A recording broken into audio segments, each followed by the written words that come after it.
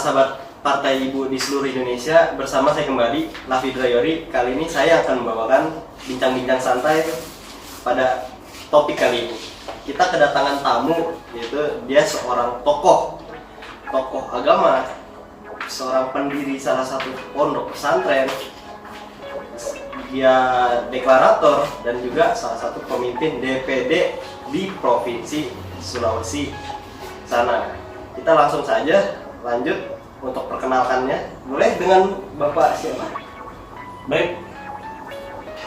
Assalamualaikum warahmatullahi wabarakatuh. Sahabat Partai Ibu seluruh Indonesia. Salam Partai Ibu. Partai Ibu. Alhamdulillah. Saya adalah ditakdirkan oleh Allah untuk gabung di Partai Ibu. Semua karena Allah Subhanahu wa taala. Semua karena Allah. Jadi kedatangan, boleh dengan Bapak siapa mungkin namanya? Ya, nama saya Muhammad Nur Said. Bapak Said ya, panggil Muhammad Nur Said. Panggilnya Pak Abi. Pak Abi. Wah, Panggilnya Abi. Abi ya, ayah ya, seorang ayah dari Abi. Partai Ibu. Sekarang ada ayahnya nih dalam sahabat-sahabat. Ya. Jadi Bapak Ustadz atau Bapak Abi ya? Abi saja. Wah, Bapak Abi ya. Bapak Abi nih ngomong-ngomong. Bukan Bapak, Abi saja. Oh, Abi ya. Abi, mau nanya nih, ngomong-ngomong jauh-jauh nih dari Provinsi Gorontalo ya. Siap. Kesini nih mau ngapain ya tujuannya? Ya, alhamdulillah kita di samping kita silaturahim ya, karena kita pahami silaturahim banyak sekali manfaatnya. Kenapa? Yang pertama adalah memanjangkan umur, ya. Kemudian memudahkan rezeki, juga memudahkan jodoh nih. Maka kalau yang belum punya jodoh, banyak silaturahim. Wah, itu sahabat-sahabat yang jomblo tuh biasa di kasur bahan tuh silaturahmi tuh ke tangannya, siapa tahu dapat jodoh ya. Jadi saya mau nanya nih, sebelum masuki dunia parpol ya, ini kan ada nggak sih kegiatan-kegiatan biasanya sebagai mungkin tokoh masyarakat di sekitar? Apa sih, boleh tahu nggak kegiatan dan latar belakangnya seperti apa gitu? Baik, alhamdulillah sahabat Partai Ibu di seluruh Indonesia. Kami sendiri adalah bukan background seorang politikus ya. Jadi kami adalah satu orang anak bangsa yang menginginkan dan sangat cinta dengan NKRI. Maka karena kita berpikir ulama tidak boleh berpolitik, ustaz tidak boleh berpolitik. Sekarang apa? Karena kita dengan sugesti-sugesti seperti ini, sehingga perpolitikan kita apabila ada keputusan-keputusan tidak ada orang alim di situ, tidak ada ulama di situ, sehingga sekarang mayoritas kita ini di Indonesia adalah Muslim. Tetapi sekarang hukum-hukumnya itu sekarang yang berkenaan dengan hukum Muslim banyak dipangkas-pangkas. Ya, kenapa? Kita orang-orang yang ngerti sedikit agama tidak mau berpolitik, sehingga seperti itu. Politik kan seperti dinamis, seperti itu. Padahal Nabi kita sendiri, Nabi Muhammad SAW, dia sendiri pemimpin ya, pemimpin Muslim ya. Makanya kalau di kita jarang tuh malah yang sesuai syariatnya mungkin ya, salah satunya ya. Ngikutin mungkin ada yang dikurang-kurangin, ada yang ikutin negeri lain gitu ya. Itu bisa dijelaskan. Baik, sahabat Partai Ibu di seluruh Indonesia. Jadi Partai Ibu sekarang memakai sistem baginda Rasulullah SAW. Bagaimana Rasulullah membangun peradaban Islam di Madinah, di kota Yastrib. Di kota Yastrib tidak semuanya Muslim itu, belum ada Muslim waktu itu pada. Sehingga Rasulullah telah kirimkan sahabat Mus'ab bin Umair untuk berdakwah di Yastrib, di Madinah sana. Sehingga pada saat itulah Islam sudah berkembang. Hanya masa kurang lebih 10 tahun saja Islam berkembang. Kenapa? Baginda Rasulullah SAW memperkenalkan peradaban Islam secara kafah, sehingga orang-orang non-Muslim pun dilindungi di situ. Begitu juga ada tawanan-tawanan perang, bukan disiksa, tetapi diikat di tiang-tiang masjid. Kemudian dikasih makan, apabila ingin buang air besar, buang air kecil, dilepas, diatur lagi seperti itu. Itulah akhlak Nabi. Nah, Partai Ibu memakai sistem seperti itu. Kita pahami sekarang ya. Ada namanya orde lama, ada namanya orde baru. Sepakat kita ya? Nah, orde lama, orde baru, seperti itu saja tuh. Hukumnya itu saja, bahkan malah mengalami kemerosotan sekarang ini. Nah, maka Partai Ibu hadir menjadi orde Indonesia seharusnya. Bagaimana? Memang harus waktunya muncul ini. Waktunya memuncul pemimpin, sesosok pemimpin yang bisa sebagaimana akhlaknya Rasulullah SAW. yang seharusnya ya, Indonesia yang benar-benar seharusnya Siap. jalan yang benar-benar seharusnya ya. Berarti ada nggak sih dari Pak Nur ini visi misi yang mau disampaikan kepada sahabat-sahabat mungkin masyarakat, visi misi yang ada di Partai Ibu biar mungkin sahabat-sahabat tahu, tadi kan tahu nih latar belakang nih sedikit lumayan sejarah ya kawan-kawan itu pembelajaran. Mungkin sekarang visi misi nih dari Partai Ibu sendiri.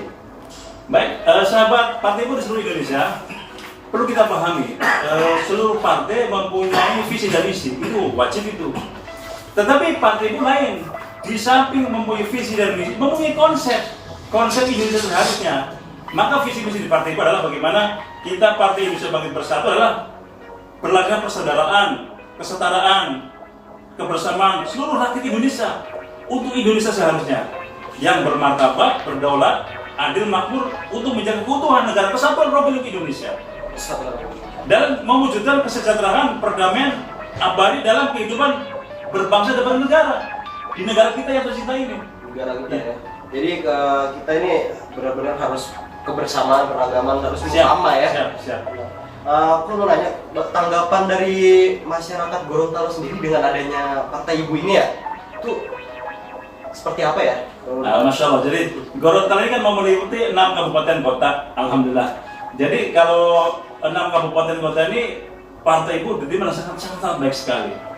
Bahkan kalau Partai Ibu di Gorontalo, provinsi Gorontalo ini mungkin 50-50 ya, 50% dari bapak-bapak atau laki-laki, 5% ibu-ibu. Karena apa? Nama sudah familiar, ibu dipanggil ibu. Maka kami di provinsi Gorontalo, mungkin ketua DPD seluruh Indonesia ya. Nah, kalau di Gorontalo tidak ada panggilan ketua, ada panggilnya Abi seperti itu. Ayah, di mana ayah? Ada Partai Ibu, ada Abi di situ. Ada ayahnya juga tuh. Kayak kami yang menaungi daripada Partai Ibu di Gorontalo itu tadi panggilnya kita menjaga kebersamaan, kesetaraan dan persaudaraan seperti itu. Ya. Mau nanya, mungkin Abi sendiri ada nggak sih harapan untuk partai ini ke depan seperti apa? Nah, harapan mungkin disampaikan juga, mungkin teman-teman juga pada tahu. Baik, saya secara pribadi dan sebagai ketua DPD Provinsi Gorontalo berharap sekali bahwa Partai Ibu adalah partai yang akan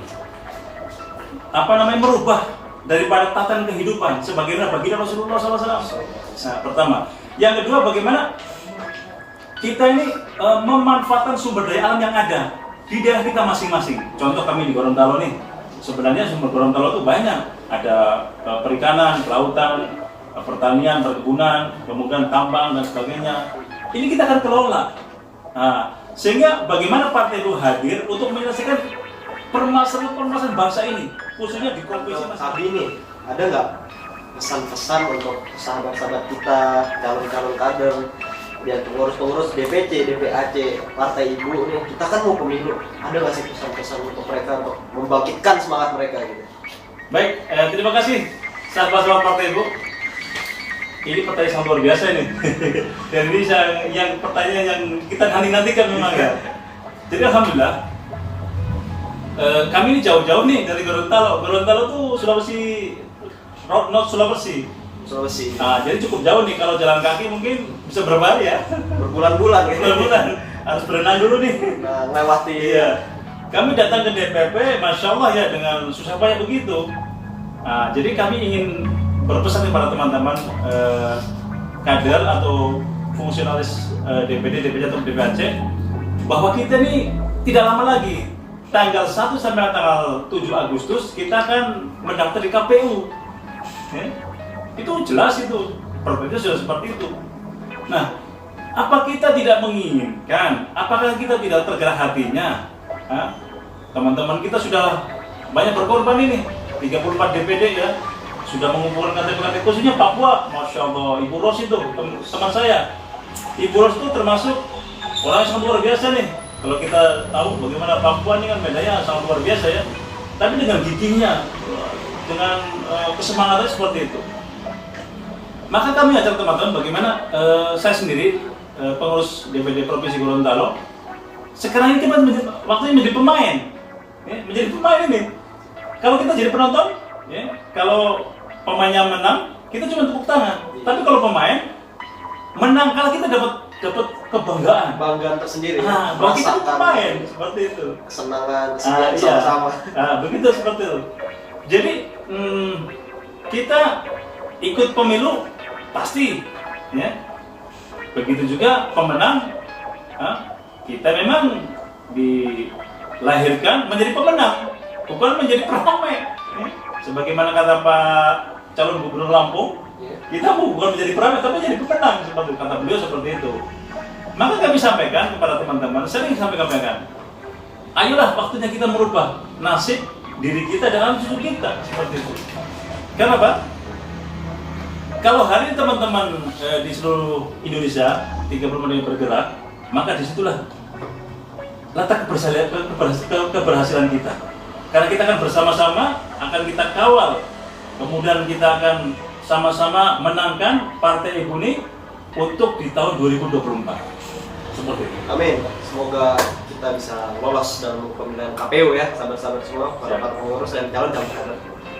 Jadi mungkin itu aja mungkin pesan-pesan untuk sahabat-sahabat kita, para kader dan pengurus-pengurus DPC, DPAC di seluruh Indonesia. Terima kasih sudah mengundang kami. Iya. Oke, baiklah, mungkin itu aja nih pesan dari Ketua DPD Provinsi Gorontalo untuk para sahabat-sahabat, jangan kendor semangatnya. Ayo, masih kita bisa sampai pemilu nanti lolos. Oke, untuk sekian hari ini mungkin bila ada salah-salah kata dan ucapan saya tutupi. Sampai jumpa. Wassalamualaikum warahmatullahi wabarakatuh. Om Swastiastu, salam kebajikan, salam budaya. Partai Ibu untuk Indonesia seharusnya.